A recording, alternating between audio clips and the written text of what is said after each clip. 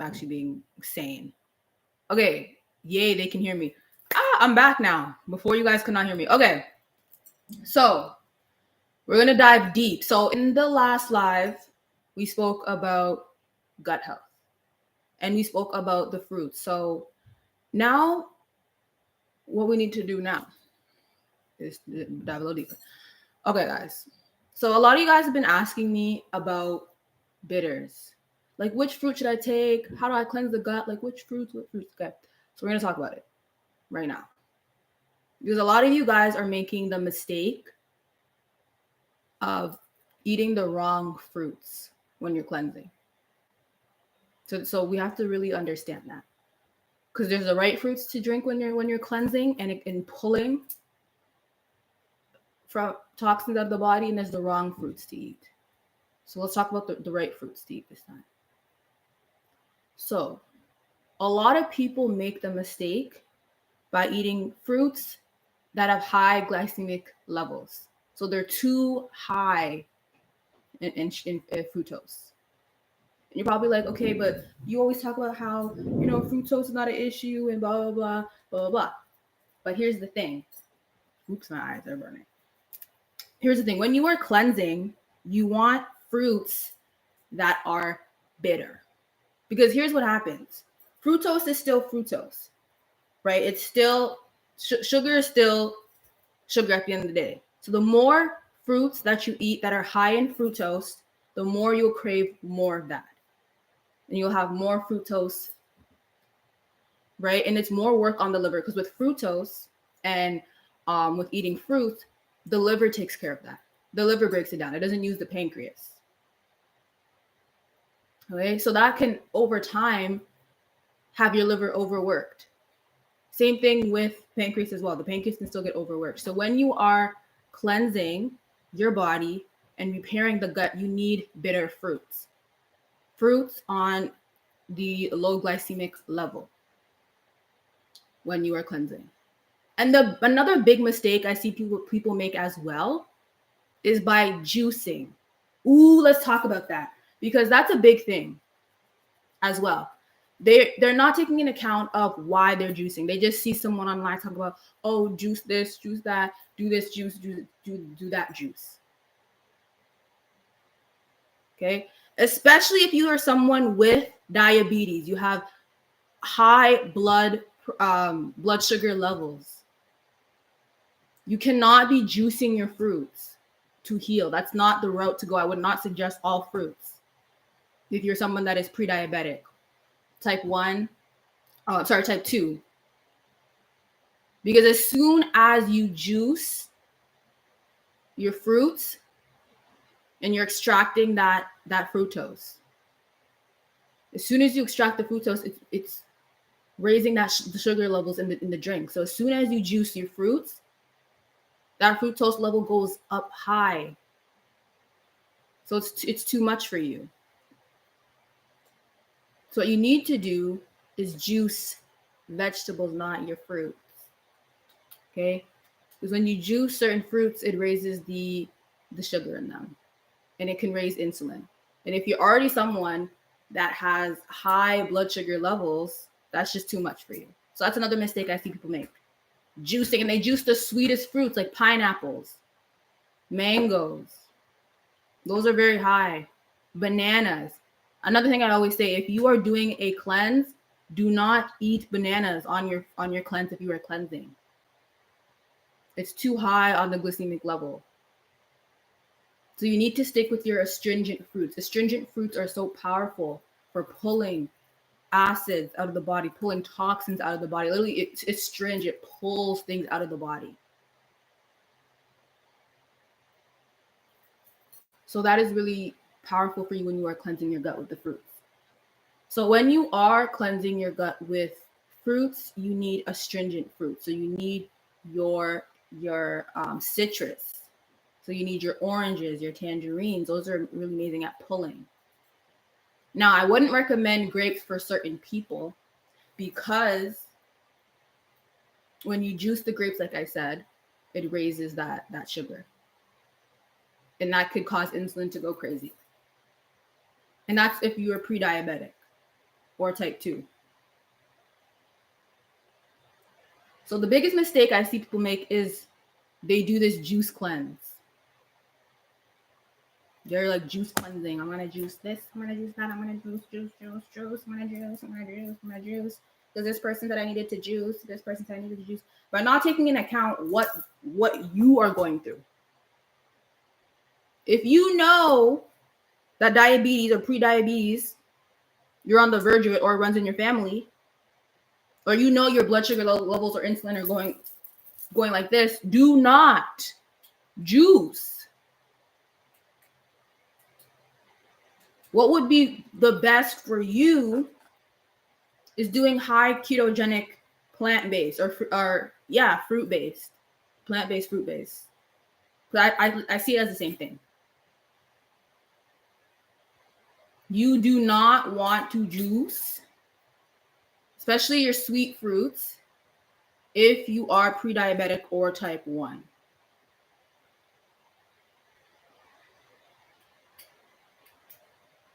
Type 2. You need more of your astringents. Right? The best diet for you to be on would be actually higher astringent fruits and some of your vegetables, like your broccoli, your sprouts, your dark leafy greens. That's really powerful for you. Sometimes we tend to also have these sugar cravings while we're moving into fruits as well. So if that happens, you need to go into your citrus fruits. Go into your citrus fruits if that happens.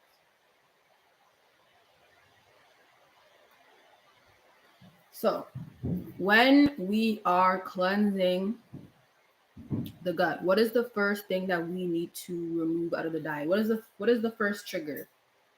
The main trigger of gut issues is your wheat, your gluten, your flour, your dairy. Those are the main ones. The main ones. Okay, let me see something.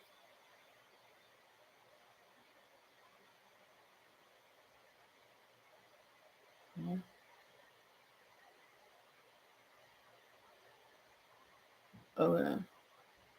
For more intimate questions like that, you guys have to DM me. You guys gotta DM me for those more intimate questions. Okay. Okay. Are you guys with me? Is this making sense? Yes, no. With the juicing, we can't be juicing the sweet fruits. Okay. No. We can't be juicing the sweet fruits. Okay. Hopefully we're on the same page. Okay. Can't be juicing the sweet. So yes, when you are balancing the gut, cleansing it out, you want to do your astringents. Those are the best for the gut and getting rid of waste in the okay, because the gut is so important because everything stems from the gut. So if you're having issues, any issues, okay, and let's I'm gonna say it here and be real. A lot of these issues that you guys are having comes from having a leaky gut. Okay, a leaky gut, because all of those toxins and the bacteria that go back into your bloodstream are now poisoning your cells, poisoning your organs. Okay, poisoning your skin. It's causing cysts on the skin, acne on the skin, whiteheads, boils on the skin, coming through your skin. Okay, and a lot of people as well don't understand with skin issues.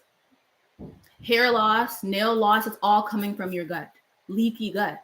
Because all of those toxins are getting reabsorbed into your bloodstream and it's attacking different cells. Okay, so when you see someone with alopecia or hair loss, those toxins are attacking the scalp. You see someone with thyroid issues, those toxins are affecting the thyroids. Those toxins come and they start attacking the kidneys, kidney failure. Those toxins come to attack the gallbladder. You have gallbladders or gallstones. It's all from the gut. So I know we kind of took a little pivot here, but it's all from the gut. Okay, guys, so you need to heal the gut. And it's not a one size fits all. Because we have to get to the root cause. And the root cause can be different for a lot of people. But it all boils down to your gut. Because what happens with leaky gut is that those toxins are coming into the blood. And your cells don't know that. So they're not there to be like, oh, okay, we need to make sure that that we have a barrier so all these toxins that are in the blood don't get into our cells. There's no barrier.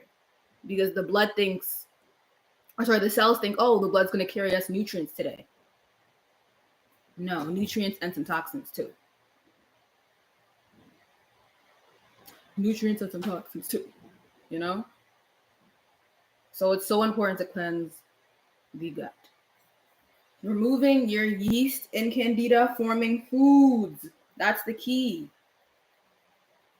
That is the key, because yeast and candida, it's a party in there. They love it. Parasites love it too. So the first thing that you need to do is remove the yeast and candida out of the diet, the mold out of the diet. Lee says doctors told me it's normal, but I don't believe it. It's normal for what?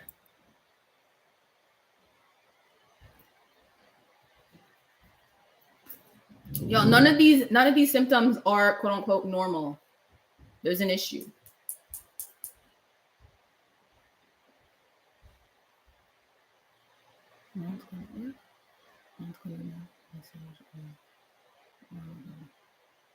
Oh, yeah, people are on YouTube too. I'm live on both TikTok and YouTube. Hi, Miro. Yes, girl. Yes. It's not normal. Okay, same thing with PCOS.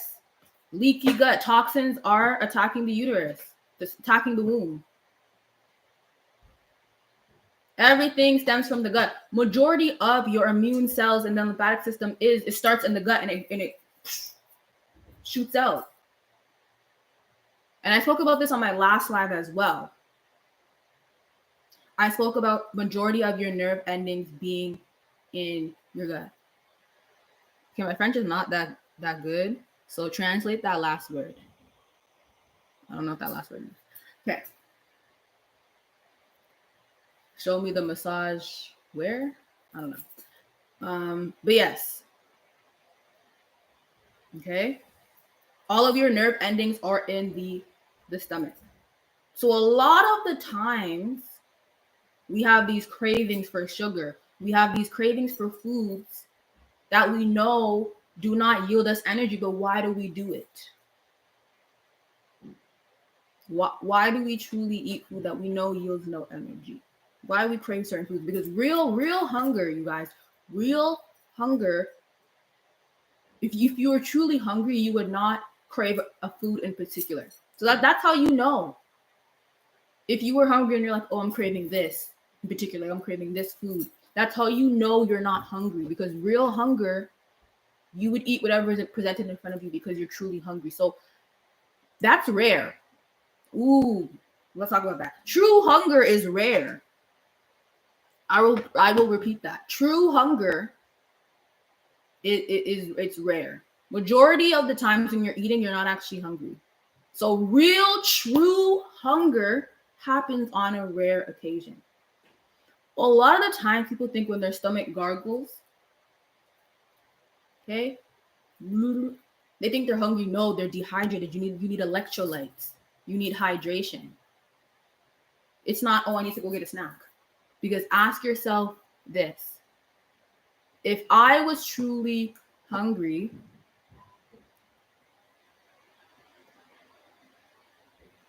would I have a specific thing in my mind where I'm like, oh, I want to make this and this. No, if you're truly hungry, would you really crave a cake? Be honest with yourself. No, you wouldn't. Okay, you know that you're truly hungry when you will eat whatever's presented in front of you. Doesn't matter if you're not your favorite food. It doesn't matter. Oh, like, I don't really like Brussels sprouts, but no, you'll eat it because you're hungry and you need it. That's what I'm saying. Real hunger is actually rare. Because here's the thing that they don't tell you. Here's the thing. They don't tell you. You don't crave food. You crave energy and nutrients. So for a lot of people, that may be different because a lot of people, they are nutrient deficient. That comes from the gut as well. So we'll talk about that. A lot of people are nutrient deficient. And yes, you might be hungry more when you're nutrient deficient. Okay, and we're going to talk about that. The biggest issue that people have, why they are nutrient deficient, is coming from the gut, of course, but it's coming from the stomach acid. So if you do not have enough stomach acid in your stomach, you cannot absorb nutrients, period, point blank. Here are signs that you have low stomach acid. You're not. Sorry, what? Okay, I'll do a massage.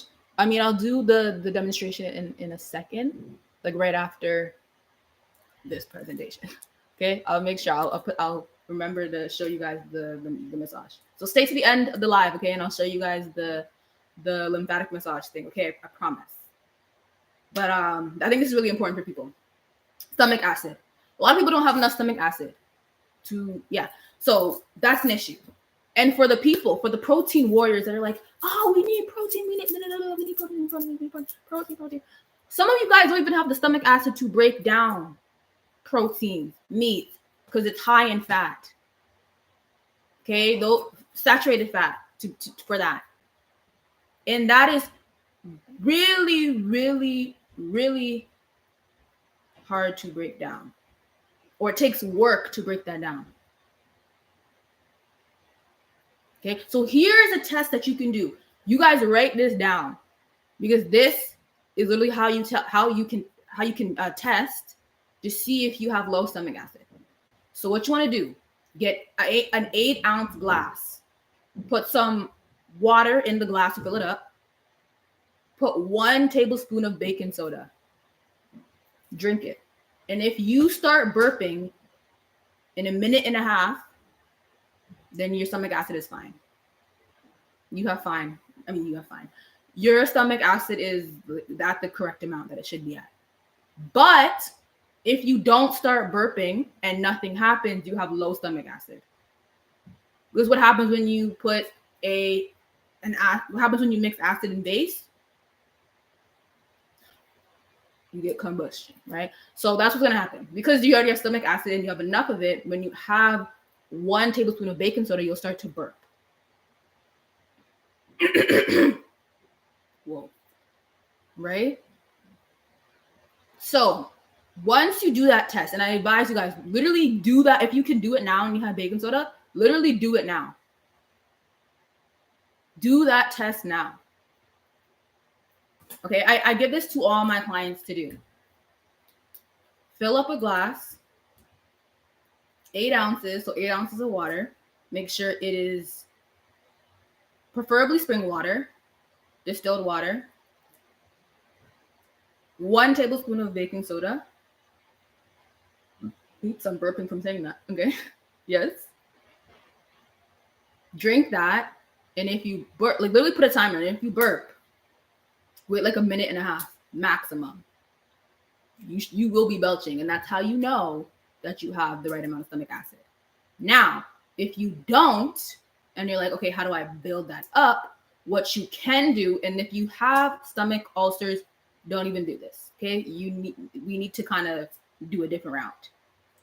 But what you can do is, number one, add apple cider vinegar. So add those to your meals. You can add apple cider vinegar to your meals, to your salads. I see people take 1 spoon of that a day with some lemon juice. So you could do that. Also, 15 minutes before your meals, what you can do as well, if you have low stomach acid, is do some lemon juice and apple cider vinegar. But once again, if you have stomach ulcers, don't even go this route. It's a different route. How many glasses?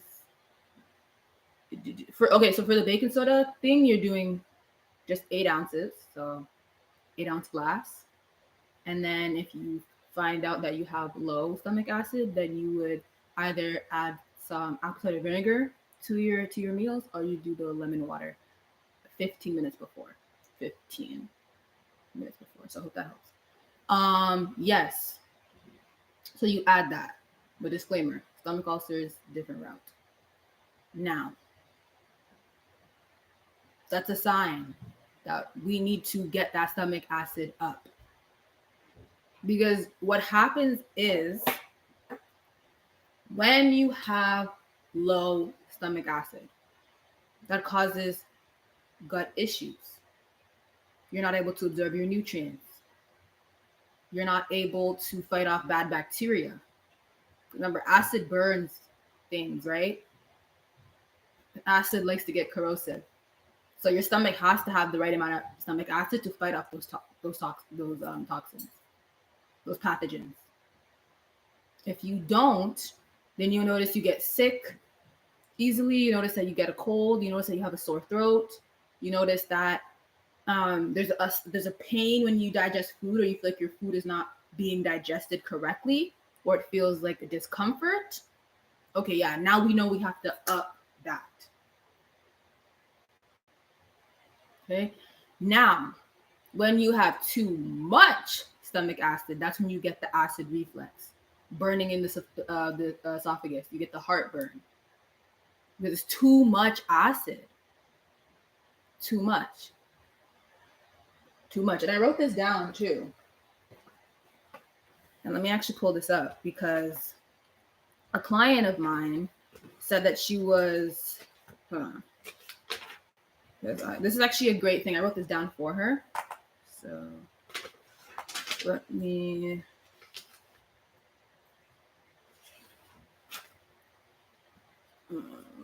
find this for you guys. Okay. Yes, if you need, okay, I wrote this down for her, but I'm not going to give you guys the whole entire thing. I'm going to give you guys like what to have. So if you have, ready, get a pen and paper. If you have low stomach acid, okay, toxins are just in your gut. So you need to fix that.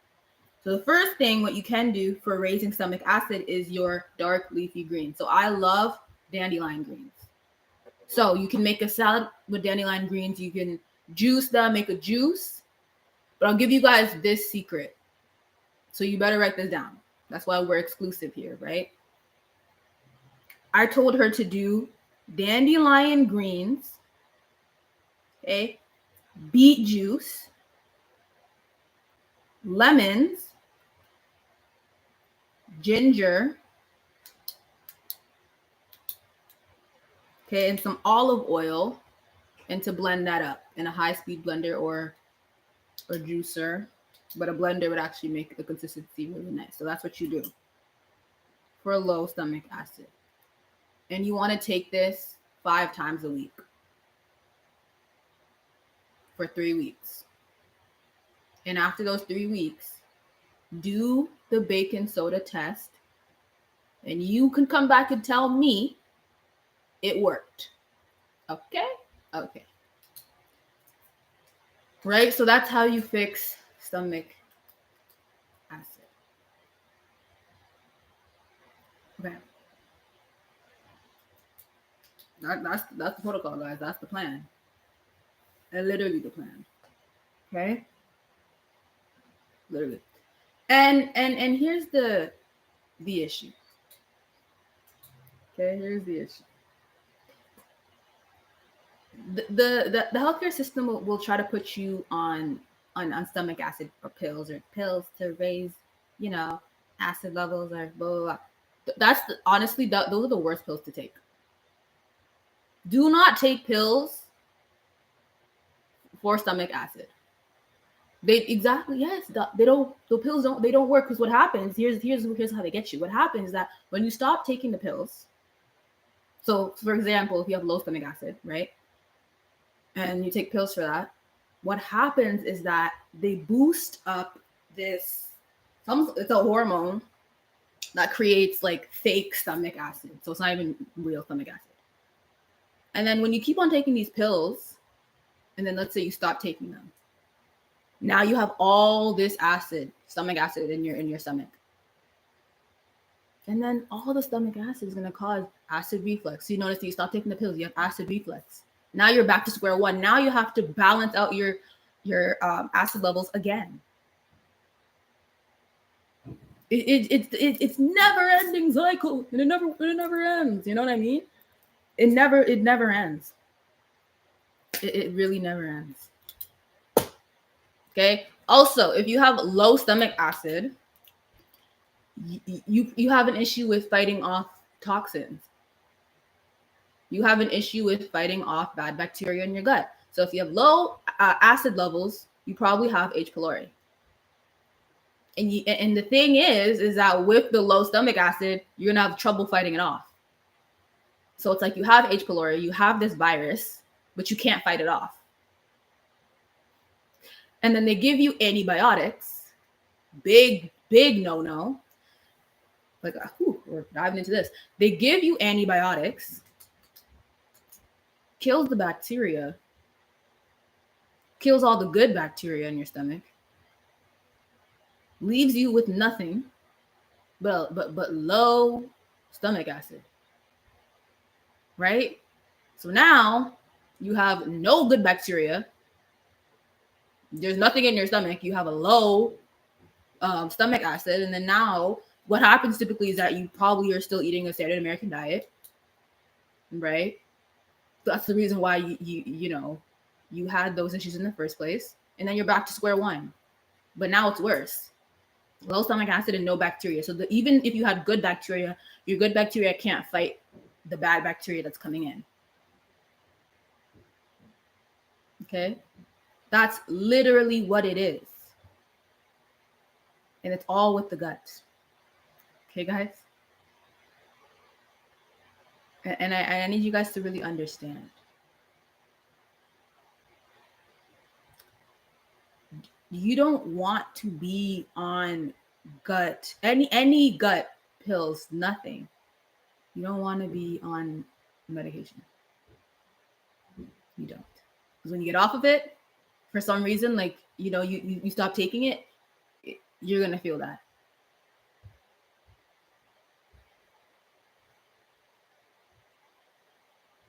You're going to feel that. And then it's going to cost you more. And I'm not talking about monetarily. Which, if you know what I mean, you know what I mean.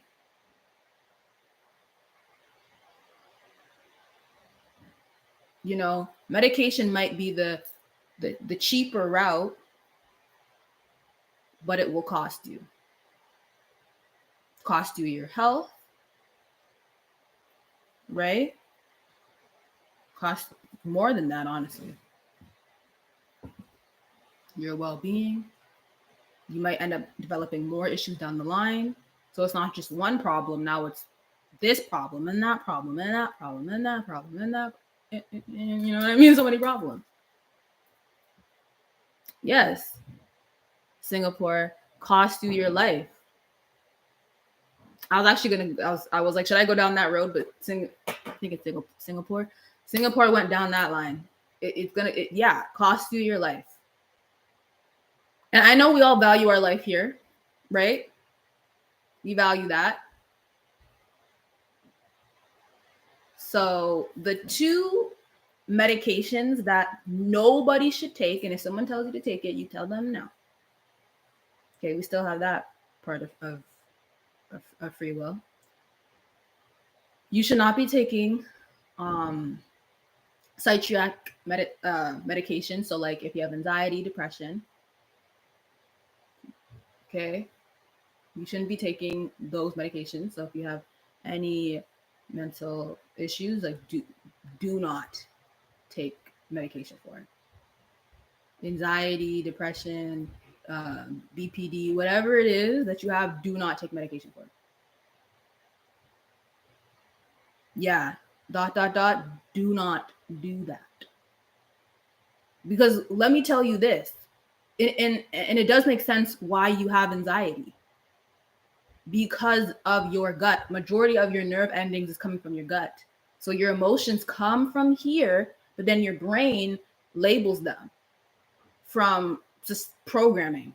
So we're programmed to believe that if someone's crying, they're sad. We're programmed to believe if someone is, well, you know what I mean? We're programmed to believe that, you know, if you're sad and crying and you're depressed, there's something wrong with you and you have to get medicated. No, there's something wrong with your gut. And that's the thing. When you start taking these anxiety pills or whatever you need, whatever it is, it's disconnecting you from your nervous system, your gut. So when you start taking these pills, you notice that you have gut health issues. And here's the thing, when you stop taking these pills, it's the hardest thing to get off of. Because a lot of people, when they start taking these psychiatric pills, I was saying it so fast, and they get off of these psychiatric pills, they start hallucinating. They start having psychosis. Oh, I'm just going through a spiritual awakening, and you know how that is. You have psychosis. You know what I mean? Because here's the thing. Even also, if you don't take medication for it and you're lacking minerals, that's going to cause depression, anxiety. You're lacking serotonin, oxytocin. Yes, you're going to be sad. You're not getting in the sun, or you live in North America where literally half the year there's no sun. Yeah, depression, feeling sleepy, that's a normal thing. Hello. That's why in the winter you have to you got to up the minerals. You got to heal the gut. More in the winter than in the summer, because you have the sun. The sun literally heals. So the sun's doing half the work. The sun literally is doing half the work for you. But in the winter, you got to pick it up a little bit. You got to pick it up. Oh, thank you, Myro. You really helped me a lot. I lost 5 kilos just following. Yes, I'm going to screenshot that. I love that. Oh my God. Muriel just lost 5 kilos just by following some of my advice. Yes. Love that, Muriel. Okay. I love that. Okay. What was I saying now? The psychiatric pills, right? When someone is experiencing, okay, now we're talking about, well, depression is literally still a part of your gut. So yeah, anything like depression, anxiety, BPD, whatever it is, like let's just say, whatever, right? It's your gut. You're lacking minerals, hormones as well. So you need to make it a priority to fix the root cause, which is the stomach acid. Okay. You do not want to take pills. Please do not want to take pills.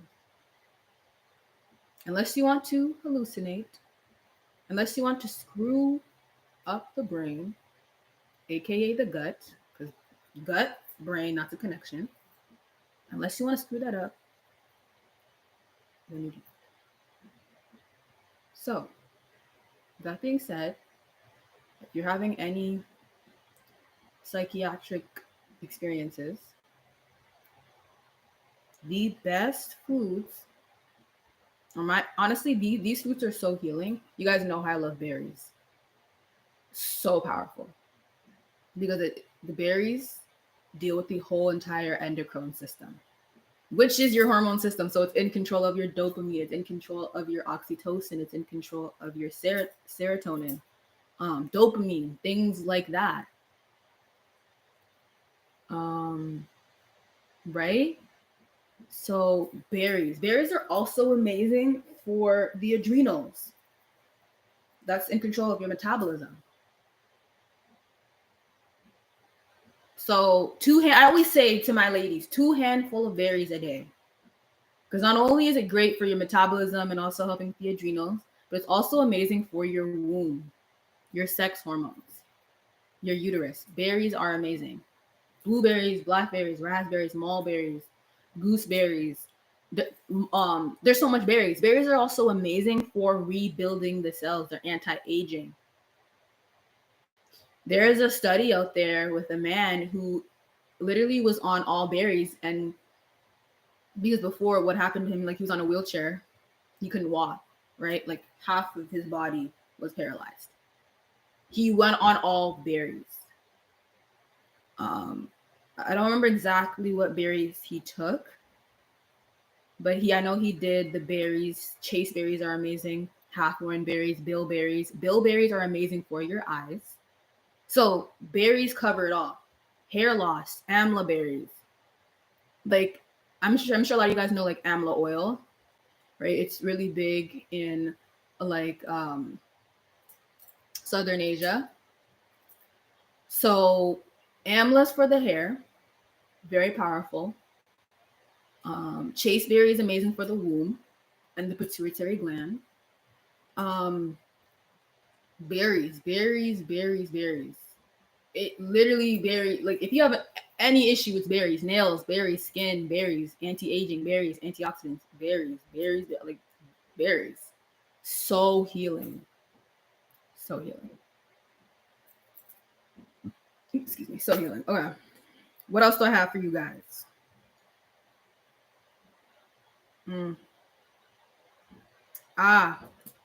Okay. This is powerful. This is very powerful. You'll take notes for this one. So I know I started off the live talking about gut health, stomach acid. So let's kind of reverse back to the stomach acid because that's the root cause. So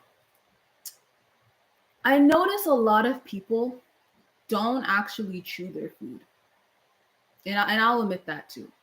Because who here is foodies? Thank you for the rose, Tanush. Thank you so much. So who here is like a foodie and it's like they bite a couple times and they swallow? Because that used to be me. Ooh, thank you for the hearts. Thank you. Appreciate that. Yes. So that's another issue with digestion. So if you are having digestive issues, you have low stomach acid, the least you can do is chew your food. Now, how many times did you chew your food? Let me first say this. You should chew your food until it's liquid. That's a big mistake I see people make. People take one bite of their food and swallow it, and they don't chew. You need to be chewing your food at least 38 times. If you can't do that, at least chew it until it's liquid. Right? Digestion starts in the mouth. Starts in the mouth. Actually, let me backtrack. Digestion starts with this is going to sound funny. Digestion starts with you. So, here's an issue I see people make. People, and we all make this mistake because people sometimes they go out to eat with their friends. They have dinner with their family. And what happens is that majority, like I said, guys, majority of your nerve endings are in your stomach. So how you feel that day depends on how you're going to digest your food. So if you have anxiety and you go eat food, and you'll notice this too, you'll feel it. If you feel anxious here, then you go to eat, digestion's already off. Digestion's already funny there because you're feeling funny. If you're overwhelmed or stressed and you go and eat, what tends to happen? You're not actually absorbing your food. So usually when people are stressed, they eat more. And it happens. People stress eat and they eat more than what they should because they are stressed. So the number one rule to boost digestion and your metabolism and how you break down your food is the state that you're in as you're eating the food. So don't, and I know this is going to be hard, but please do not eat food when you're stressed, when you're sad, when you're anxious or overwhelmed. Because a lot of people say like, oh, if you're feeling anxious, just go eat something and you'll be fine. No, man. I mean, it works after the fact because yes, like when you're eating, majority of that anxious energy goes towards breaking down your food. But what happens is that how you digested the food when you're stressed, how you absorb the minerals when you're stressed. Because remember, the nervous system is in the here. An example of that, guys, is what happens when you get scared. When you're watching a horror movie, you get either butterflies in your stomach or you feel like your stomach just dropped or sank. So that's a sign that emotions are coming from your gut, not here.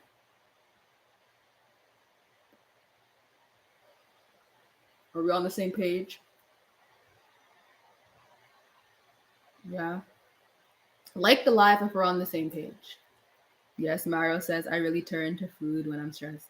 Yeah, and it's a tricky one to break. Hey guys, how are we feeling? How's this live going so far? Are we here? Are we not here? I have to check in with you guys. We gotta check in with y'all. Okay. Can I continue? Can I continue? Yes.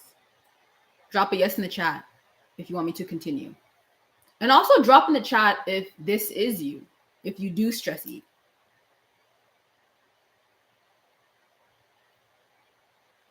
Okay. Copywriter, yes. Okay. Yeah, that's the issue, guys. That's why I posted on my Instagram, but I didn't post it on my YouTube or TikTok, but I'm going to. I made a video saying you cannot metabolize food when you're stressed. So 15 minutes before you eat your meals, I don't care if it's with your family for dinner, I don't care if it's on a date, I don't care if it's just you eating during your break or whatever. 15 minutes, and here's a real secret. Digestion, you need to prep for when you eat your food. You need to prep for it. So 15 minutes before you eat your food, you're going to do some breath work. You're going to relax. Because remember, I mentioned this a little bit earlier, but so here's your stomach, for example, here's your esophagus, and here is a muscle that bridges the gap. Your stomach has stomach acid, right? This is the stomach. This is the esophagus. And there's a muscle here that closes or that bridges that gap, so stomach acid doesn't flow into the esophagus.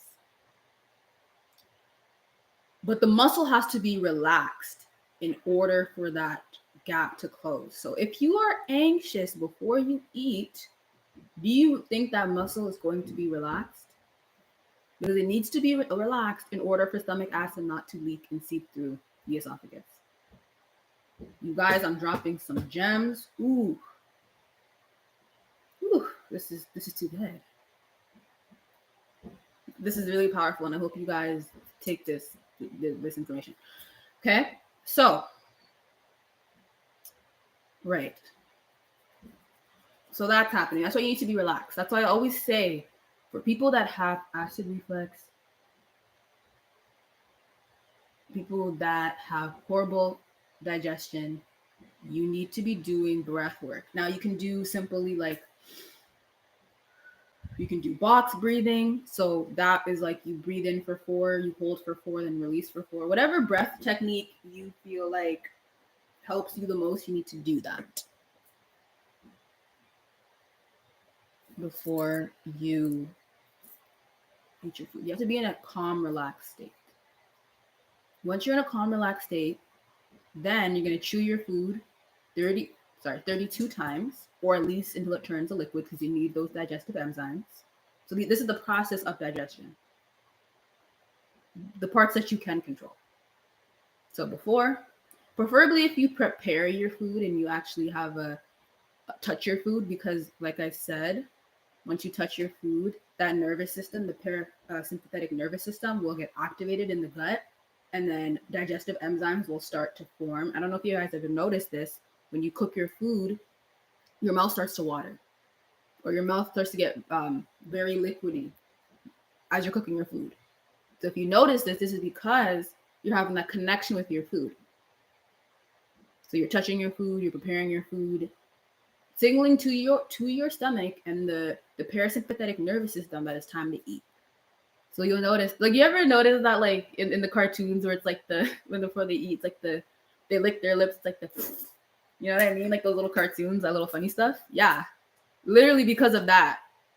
When you smell food, you touch food, you prepare your own food, that stomach acid, sort of not stomach acid, the digestive enzymes get produced. So you notice that your mouth is more hydrated to break down those foods. Okay, so that's really important. Now, food combination is also really important as well. Oh my god, this light is so bright, you guys. It's burning my eyes. Ooh, okay. This is something that you should not be doing. These bright lights messing with your circadian rhythm. Okay. So, food combination. I'm going to briefly touch over. Is my eyes red? Hopefully not. Okay. We're going to briefly touch over food combination. You always want to eat your fats first because fats stay in your stomach the longest. And you don't want to mix your fats with your fruits. That's another thing as well. So there's food combination for fruits and there's food combination for fats, carbs, and amino acids. So you want to eat your fats first, then your amino acids, then your carbs. Those carbs digest the quickest. But if we're talking about fruit, we never want to mix your melons. You never want to mix your melons with any fruit. Melon should be eaten on its own. Now, when it comes to sweet fruits, you can mix those with your subacidic fruits and so on and so forth. So that's a whole other topic. I could talk about that in another video. That I don't think that's really the main thing here. Because if you do tend to eat, here's one thing I'll say: do not mix your melons with your acid fruits. That's a combustion ready to happen. That's crazy. Don't do that. But yeah, I'll talk about that in another video if that's a thing. But I do have videos on it, but that's fine. But yeah, food combination is really powerful in which food to eat first because of their digestive time. Okay, so we got there. So someone got some blah, blah, blah. Now, and I made a video about this too. When you have low stomach acid, you're unable to absorb the minerals from your food, right? So you're unable to absorb, then which means you're unable to utilize the nutrients and you're unable to eliminate. I made a post yesterday saying if you're not pooping after every meal, you're backed up. That video is now sitting at 250,000 views. And it's people arguing in the comments saying, oh, well, that's not normal because da da da da. And if you're pooping after every meal, that means you have diarrhea and da da da. So let's break that down. What is the rule of digestion?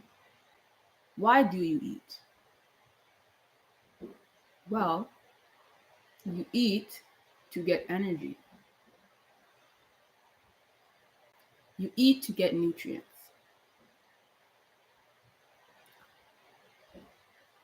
Okay? So you need energy, you need nutrients. You need that energy. We are energy. And if you don't have energy, well, you would not be here. We need energy. Me doing that is energy. Me waving, that's energy. So that's pretty basic. We know that. So, energy, nutrients. Now, when you're eating your food, you have to extract nutrients. because our food is also compound, so we need to break that down so you can get the nutrient, right? So you can get the element there. So you gotta break it down. This is chemistry. So you break it down, heat breaks it down, heat extracts the nutrients. Heat from the stomach acid extracts the nutrients that you need. Now, if you need nutrients and energy and all the other stuff you don't need, then what happens? All of the other stuff that is not nutrients and energy is waste. Metabolic waste. For example, an apple. It's compound, but I want to get its nutrients, so I need to break it down. So you break it down, and now the rest of the apple is waste because I don't need it. And that's, I went over the three pillars: absorb, utilize, and eliminate. So now I need to eliminate this waste because I don't need it. I just need energy and nutrients. And that's where pooping comes out. But here's the thing. If you're not pooping after every meal, where is your waste going? If I don't need it, then I should be pooping it out after every meal because I don't need it. Just same with you. If you don't need something, what are you going to do? You're going to throw it out. Be like, oh, I don't need this. Same with your body. So not everything that you eat from your meal you need. That is why digestive system ends in your anus. Poop. That's the whole process. Like, we all know that saying, what's it called? Take what resonates, leave what doesn't. Same process when it comes to digestion. Same process. So waste has to go somewhere. And if there's too much waste accumulated in your body, that's where you have the leaky gut. That's when you can get metabolic waste issues. That's where you get the bad breath. That's where you get the body odor, the skin issues, the acne. That's where you get those issues. Because waste is trying to find everywhere to go. And the easiest place for it to go is your skin, because your skin is your largest organ. So if your other detox pathways are not open, it's going straight to the skin. Okay, so we need to be pooping after our meals, because if we're not, we have waste trapped. And we're always one bowel movement behind anyway.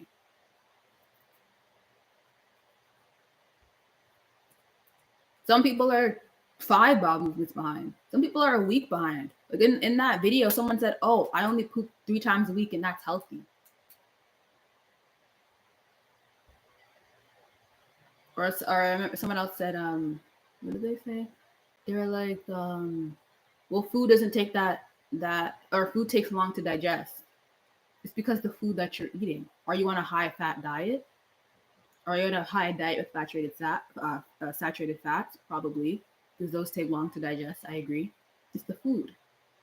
If you're high fat and you have nothing, you have no hydration or no fiber, or no fermentation to push things down the digestive tract, or if you don't have enough stomach acid, yes, pooping 3 to 4 times a week is normal for you. Because that's your norm. That's what happens to you on a daily basis. It's a pattern. Is it healthy? No, because you have to ask yourself, where is that waste going? And it shows up in different ways for different people. So I described to you guys earlier that metabolic waste, getting back into the bloodstream and attacking different cells and different organs, causing kidney issues, gallstones, gallbladder issues, liver issues, skin issues. It can go into your scalp and cause alopecia. It can go into your womb and your uterus and cause PCOS. It can cause craziness. Mm-hmm. So this is why it all goes back to the gut. This is why gut health is so important. Because it's literally all to the gut. I'm Twist, how to detox. Yes, let's talk about how to detox. Okay. So Here's the simplest answer. Your body naturally detox. So it's not how to detox. Really, the real question is, how do I get my body to naturally do what it's designed to do? Okay. Dragon, ask your question because now I'm answering questions. Before I wasn't, I was speaking. Okay. So, how to detox number one? With a diet change. Also, the less you eat, the more you can detox your body. Because the less you eat, the more, of course, you're fasting your body, and you can go through autophagy. The autophagy is the secret sauce to healing. It's the secret sauce to, to healing. Because what autophagy does is that it eats up all of the bad cells. It eats up all of the bad cells. So if you naturally want to go through autophagy every day, so you don't have to like detox, and you can actually heal, you need to eat with the circadian rhythm. So you don't have to do like, oh, I'm going to detox this month. No. Because if you're constantly going through autophagy, you can catch pathogens and toxins like this. This is why I tell everyone to eat in the circadian rhythm from 12 to 6.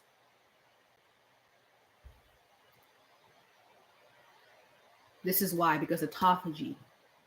Also, if you want to build muscles, you need to go through the growth phase. This is the process of fasting. So you fast, you go through blood sugar levels go down, you go through, you're in ketosis state, so you start to burn more fat. And then after that, you go through autophagy, then you go through your growth phase, and you go through cell regeneration. So that's the cycle. And the more you eat in a circadian rhythm, the more you can reach autophagy in your growth state, which is when your lean muscle increases. So that's why it's so crucial to eat from 12 to 6, so your body can go through those processes. So that's the process. But to double that on top, yes. But you need to do,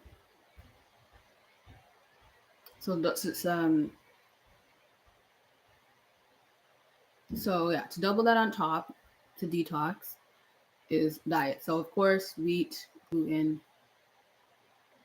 dairy, high fat, you want to cut that down. Then you want to go to a high ketogenic plant-based diet. So that's where you eat fruit on a low glycemic index. So you guys can Google those fruits. So those are avocados, those are cherries, those are your berries, etc. So you guys can Google those fruits. And then you want to do more of your vegetables, like your broccoli, your beets, your dark leafy greens, your multi-grain quinoa, things like that. Okay.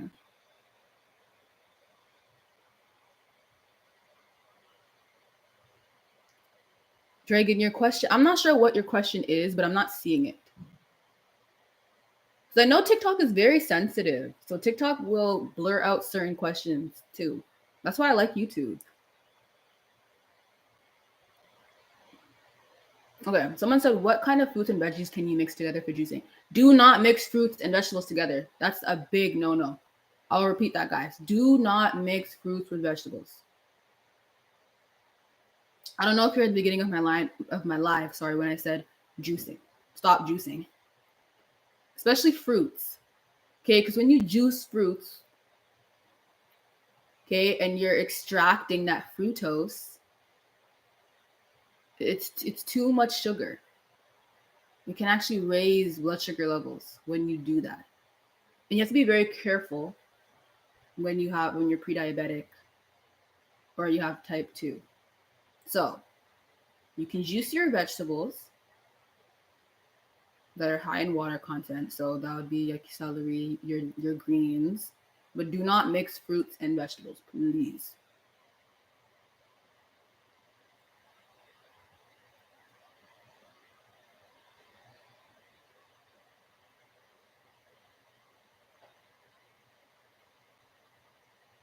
Goddess said, OMG, guess what? I finally used the restroom. Yay.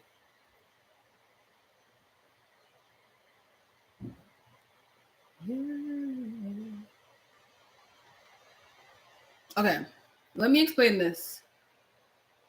So Lisa said, what about fruits like cucumber? Yes. Okay.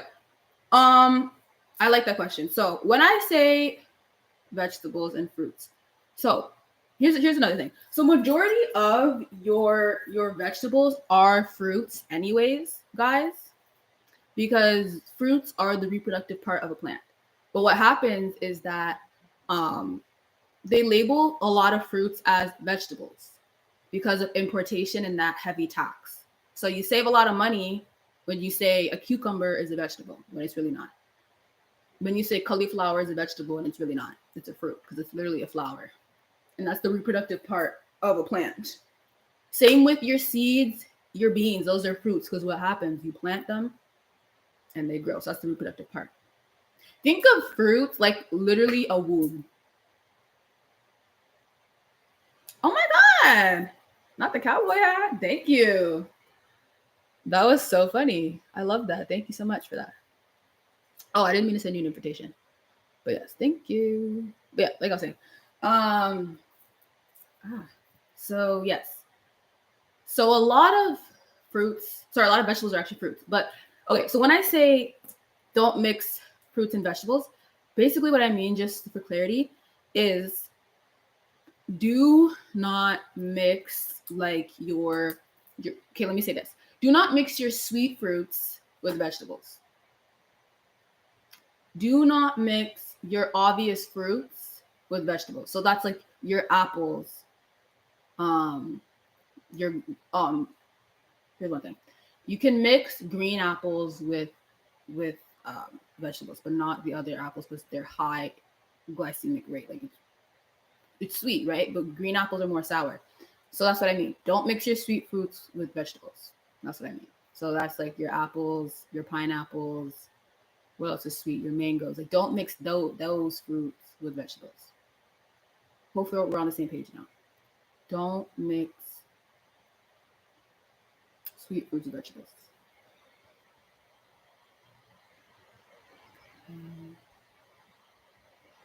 Okay, what do you think about the effects of taking ADHD medication like Adderall and GoodHealth?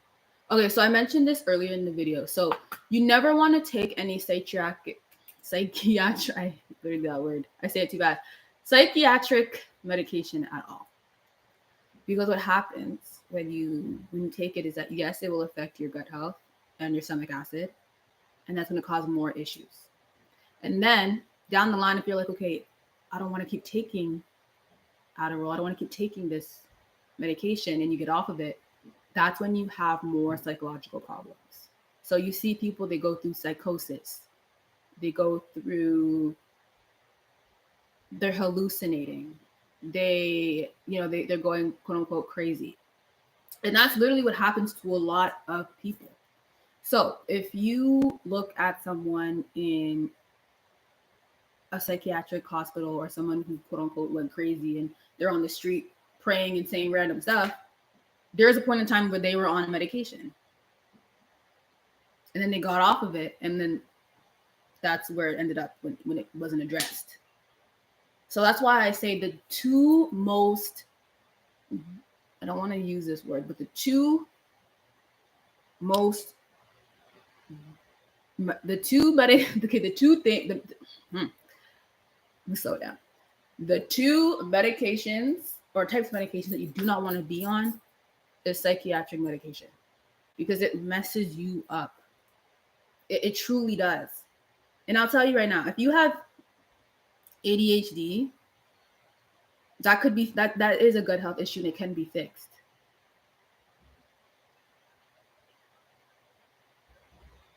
It is a gut health issue and it can be fixed.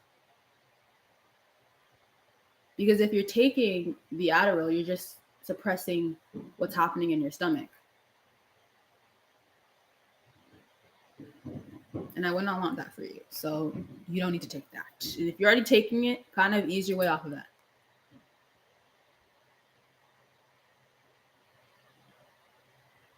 Thank you so much. Pop off with the 2,800. Wait, no, 28,273 coins. Thank you. You are too kind. You are too kind. You are too kind. Okay, how do you fix Clay? I don't know if you're in the live earlier, but I kind of broke it down. So first, you want to check your stomach acid. So you need to do water and baking soda. So you want to do a glass of water, one tablespoon of baking soda, and if you burp after, that's how you know you have the correct stomach acid. If you don't burp after, you have a low stomach acid.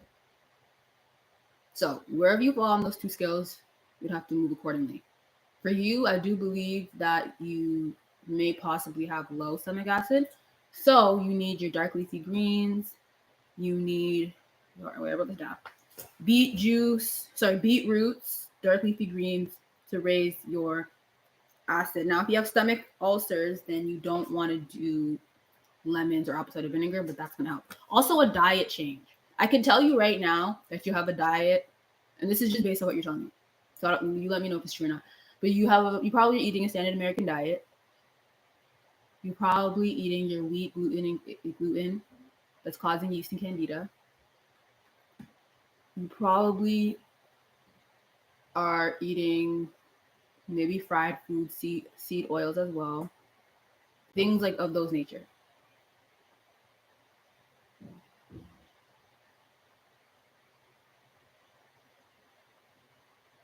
Okay.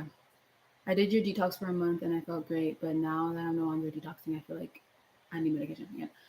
Okay. Yeah. And that makes sense because I know it's labeled as a detox, but this is meant to be a lifestyle change. Because here's the thing. When you do a detox like this and you're healing your body, you should be healing your body every day. Because what happens is that you go outside every day, there's toxins in the air, there's heavy metals in the air every day. So you need to be detoxing every single day. It's supposed to be a lifestyle. And what I see happen with a lot of people is that they detox for a week, they feel great, and then they go back to eating their same diet. And then they're like, oh, well, I think I need to take medication because like I'm still sick. But the poison was right here, and you took it again. So that's the thing. When people say like, oh, should I do this detox for a week or how long should I detox? It's not about how long should you detox.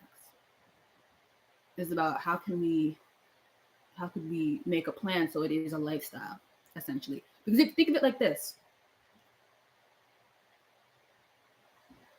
think of it like this. If I detox for a week and then I eat, let's say like I went back to my same diet. And then detox, like you're gonna have to keep detoxing for the rest of your life. Technically, you're gonna have to keep going. You're gonna have to keep doing a 1 week detox, and then another 1 week detox, and then another 1 week detox, which is like just stop eating the food that's causing it, right? And if that's the only if you like truly actually want to heal this, then you're gonna have it's gonna feel it's not gonna be an easy transition, no, but that's if you truly want to not take medication again. That's if you truly want to heal. That's if you really want to do it. Because if it's just like, oh, I still want to go back to this way, then it's like you have to ask yourself, do I still want to live this way? Like, do I still want these issues, or do I actually want to change? So that's what I say with like detoxing, guys. So I love the questions that you guys are asking me. But the question that I get all the time is like, how long should I detox for? Like, should I detox for a week? Man, it's a lifestyle change, and you should be aiming to transition. Of course, when you're detoxing, it's a little bit more. It's a little bit more. Um, I guess the word I was trying to say is restrictive, but you should be building out a plan so it's like it's a lifestyle, and then you can actually build off this. Okay, because there's people that I know that have built muscle on this quote unquote detox diet. They're able to gain weight on this quote unquote detox diet. So it's a way of living. And for me, you guys, what like I'm gonna speak for myself, for example, like technically I detox every day. And I've been the same size since 2023. Because a lot of people ask, like, if I keep detoxing, like, would I just lose all the weight and just, like, would I just die? Like, because I'll be too skinny. I'm going to say this. You only lose weight that needs to be lost. So you only lose weight that was waste. So this is technically my size. And it makes sense because this is the size that I was when I was a child. Look, I'm a naturally, like, skinny child. And this might not be everyone else's body shape, but I'm just naturally shaped like this when I didn't have like toxins in my body, and I will continue to be shaped like this, honestly. And like I haven't lost any weight when I do detox. Like right now, I'm doing a liver cleanse, so I'm in the same boat with you guys right now. I'm doing an intensive liver reboot, and what that diet looks like is it's crazy. So what I'm doing is I'm taking burdock and matumba root in the morning, and then I'm taking lemon. I'm taking water. And why do my brain do that? Sorry, I'm taking water. Warm water, lemon, olive oil, and cayenne. And then I'm not allowed to have any sweet fruit. So I'm literally on bitter fruit or fruits with a low glycemic level. So I'm not eating bananas right now. Pretty much ketogenic plant-based. Let's call it that. Do you recommend wild salmon for skin issues? No. No, I don't actually recommend eating wild salmon for skin issues. I don't.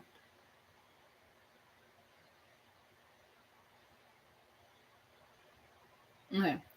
I like that question though. So I'm gonna say this.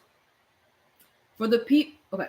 There's multiple ways you can heal your body, but we need to get to the root cause. So everyone's root cause is different.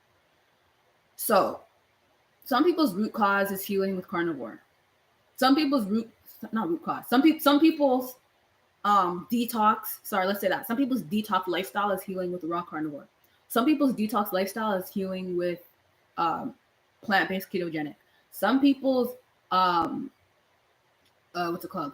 Lifestyle for healing is raw fruit. Some people like, you know what I mean? So it's different for everyone. So whichever one that you resonate with. But I will say this for anybody. When you're having wild caught salmon and let's say you're buying it from the grocery store.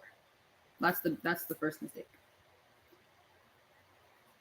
Always buy butcher, local farms, whatever you can.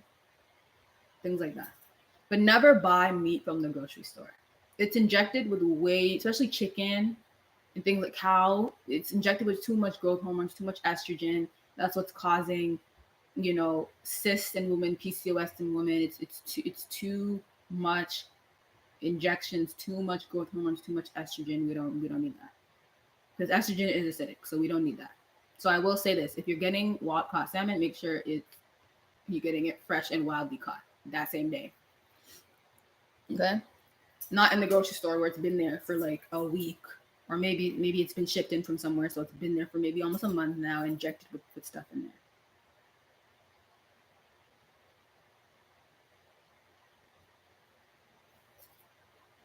How to grow curly hair.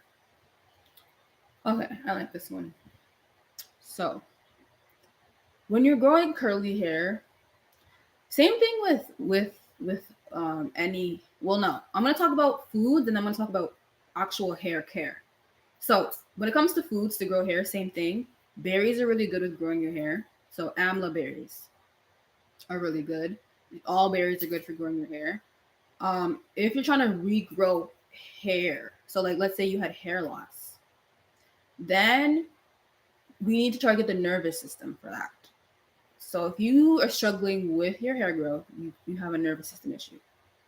Like if nothing's pushing and it's been like 6 months and you're still at the same hair thingy thing, Yeah. So we need to do high berries. Yes, we do. High raw as well. High raw helps rebuild the cells and it helps rebuild the nervous system. So that's really powerful. Botana oil is amazing for growing the hair. This is what you could put topically. Apple apple oil is really good. Rosemary is really good for growing your hair. Now, hair care, and I like how you said curly hair because here's the issue with curly hair. We put too much products on our hair, and if you ever flip to see the ingredients of these products, you would not, and you actually research what these products are, you would not put them in your hair, let alone on your scalp.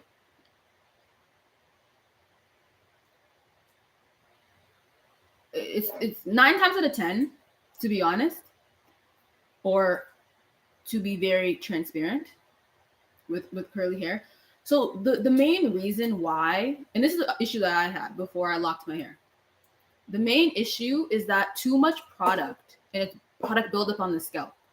Because all these, remember, the scalp, whatever you put on your skin, your hair, your scalp goes directly into your bloodstream.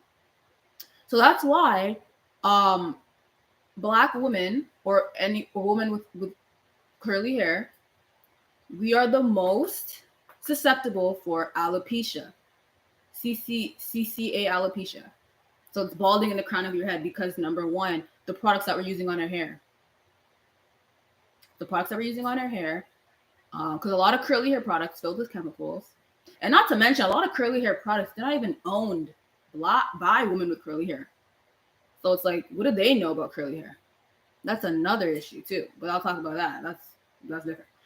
So it's the co-wash. It's the curly gel. It's the curl cream. It's the Miracle Grow. It's all of those products going directly into your scalp and to your bloodstream. So if you look at your products that you're using right now, you turn to the back, look at ingredients, you're gonna see something like sodium sulfate. You're gonna see something about parabens. So you're gonna see a lot of that, and that's a no-no. So what I did for my hair is that I literally stopped putting product in my hair. I stopped putting product in my hair, and that's the reason why your hair is probably dry. If you don't put, like, if you, like, because here's what happens: you put the product in your hair, you think it's moisturizing your hair, and then you stop putting the product in your hair is dry. No, it's the product that's actually making your hair dry. So what I did is I stopped putting product in my hair. I washed my hair with natural ingredients. So I used baking soda to wash my hair, baking soda and water. I made a paste. I washed my hair with that. I put botana oil on my scalp because you don't need to moisturize the ends of your hair, because if your diet, here's another thing, if your diet was hydrating, you wouldn't have dry hair too. So if you're having dry hair, then you need to hydrate it within. So you need more of your melons, you need your berries as well.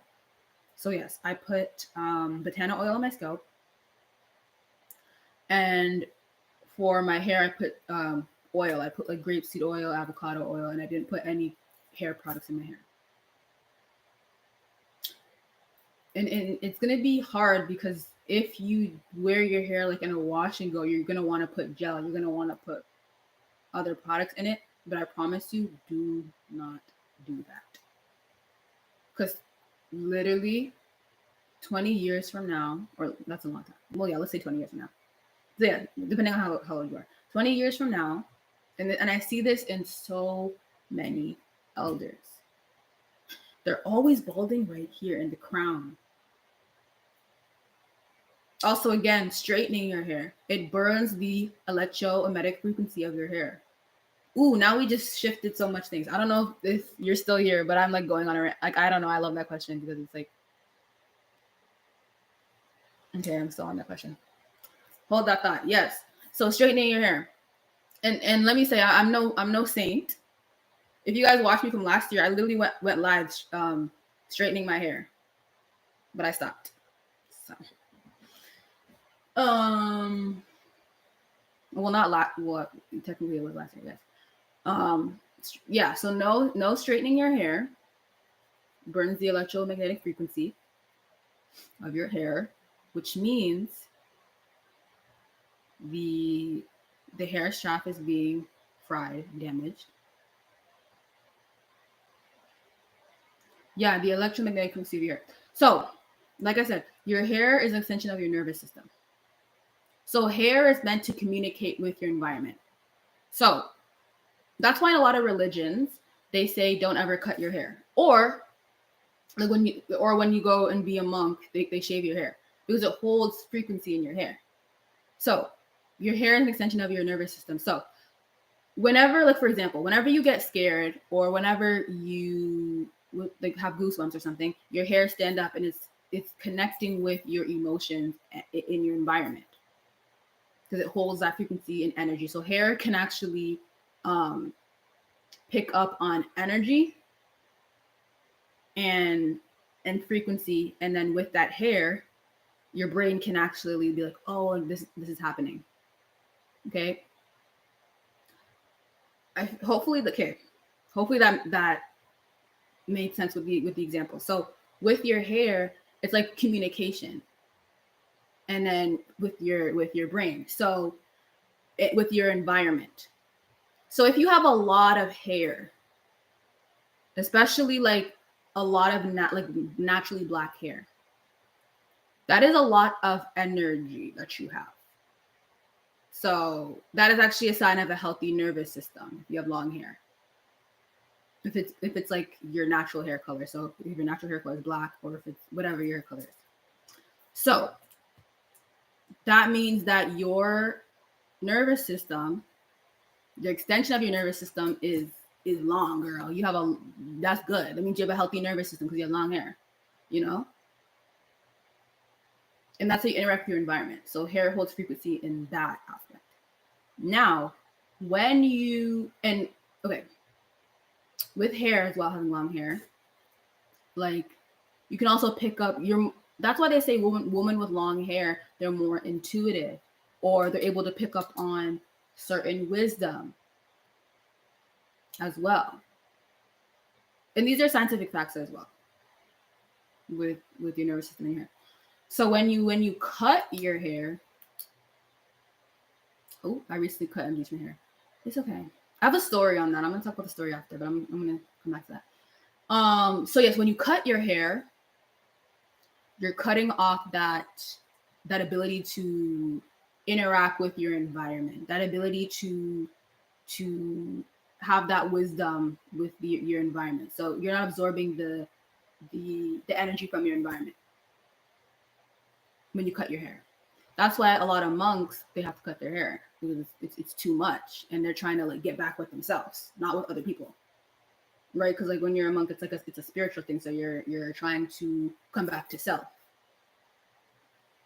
And there was a study done with people with long hair versus short hair. People with longer hair, they're more social, or not the word social. They're more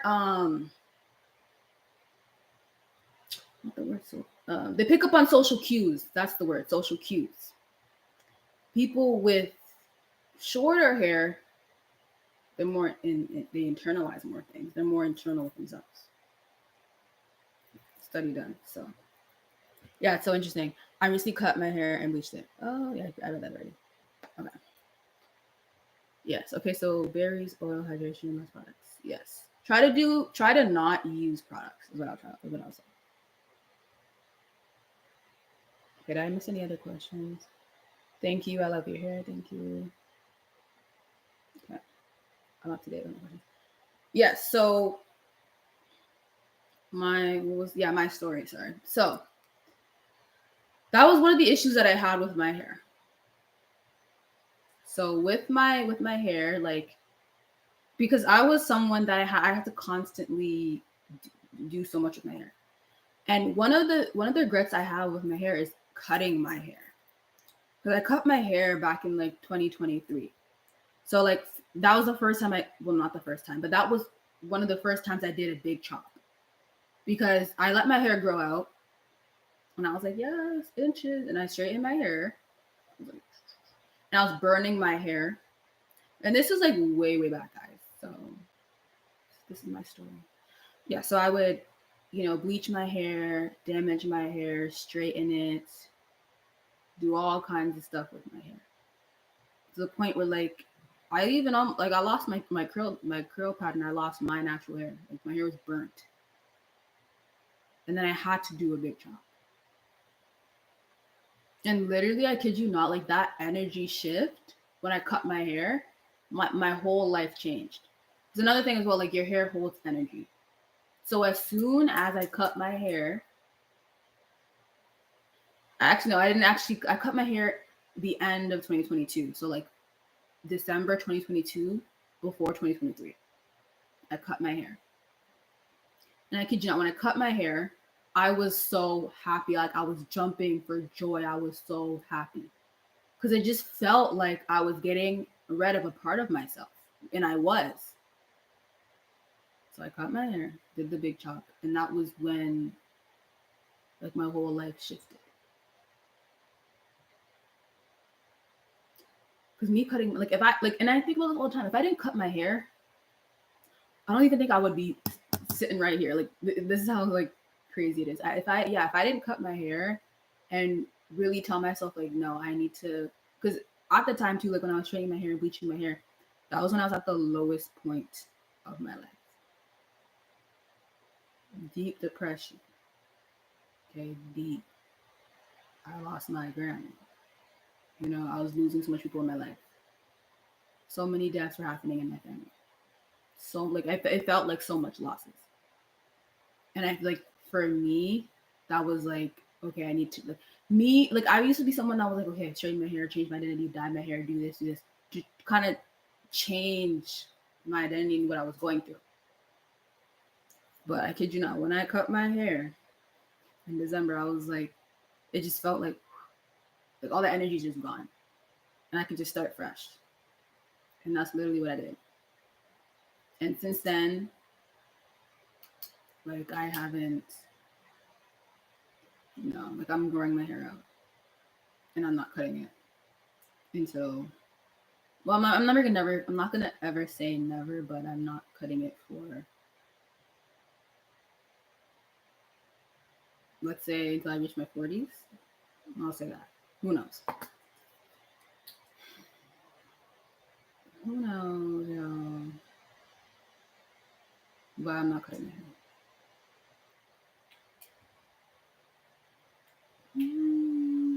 Okay. But yeah, that was a great conversation about hair.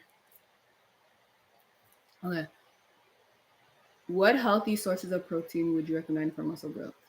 Yes. So first thing I recommend is growth phase because that's how you grow your muscles. So you need to go through the growth phase, and that happens through going through a intermittent fasting schedule. So that would be, I always say people to go on circadian rhythms from 12 to 6 is your eating window. And now, here's the thing with the protein too. So a lot of protein and amino acids we naturally manufacture. So we only need essential simple amino acids because remember, too much acid is corrosive to the body. So the best forms to get protein, especially if you have low stomach acid, would be from your seeds. So your pumpkin seeds are very high protein. Your hemp seeds are very high in protein. Um, your horsetail, that's one of the plants with the highest amount of protein. It has B12, B6 in there. Also, biotin is good for your hair, skin, and nails. That's really powerful. And it's great because if you have low stomach acid, it's a lot easier to digest, especially from meat, because it's way too much saturated fat. Now I'm going to tell you that. And here's a little secret. A lot of people who are high protein, high meat diets, they're not actually absorbing the protein from the meats. Not all of it. That's a secret. Because if you think about it, if everybody that was eating protein, high protein, wouldn't they quote unquote be have muscles or be like almost looking like bodybuilders if they have protein? So you can tell who actually is absorbing their protein and who isn't, and they're on a high high carnivore or high meat diet. Because if it was true, then you would literally have muscle right now.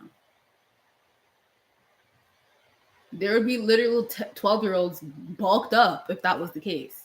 So we actually have to open up our eyes and actually understand. It all boils down to stomach acid. Because what's happening is that a lot of people on high protein diets, they don't understand stomach acid. So now it's like, okay, they have low stomach acid, and now they're constipated. Because remember, fats take the longest to digest. And if you have high fats and low fiber and not a lot of fermentation in the gut, you're not pooping it out because you're not even absorbing it.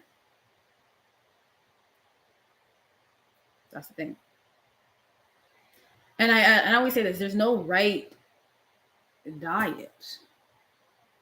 There's no like, oh, you have to heal this way, because there's so many other factors to it. We have to get to the root cause. When we get to the root cause, then we can plan on a plan for you. Okay. Okay, guys, I think I'm going to end this here because this is a long live. It's been an hour and 30 minutes. I appreciate everyone who is on the YouTube. Okay, and then also on TikTok. Now, okay. If you guys are on YouTube, what I'm going to do is I'm going to drop in my calendar link. Now, this is an intimate link that I'm going to share with you guys. And this is if you need guidance or help to build out a healing plan. Okay, because everyone's healing is different. So I appreciate you guys for dropping in questions, but if you want me to look at it deeper for you to really build out a plan, then what I can do is I can get on a call. You let me know what you're struggling with, where you want to be with your health, and then I'll help you build out a plan tailored for you. Okay, so let me see if I can find that. Okay. This is only for people who need to get to the next level and they need help with the healing and they don't really know which road to take. They don't know how to detox. Some people don't even know how to open up the detox pathways. Maybe you have low stomach acid, painful digestion, you need help. Hold on a second. So I'm going to drop that in the chat for you guys.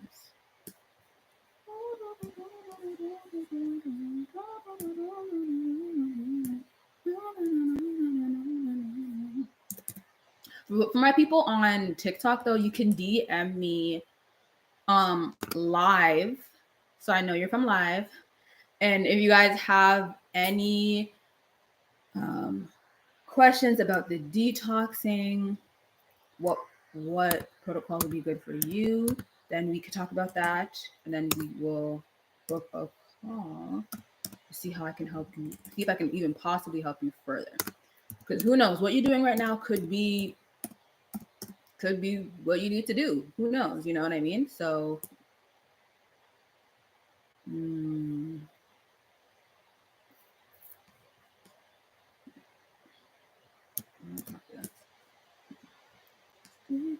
I'm gonna put that in the chat. I'm pinning it.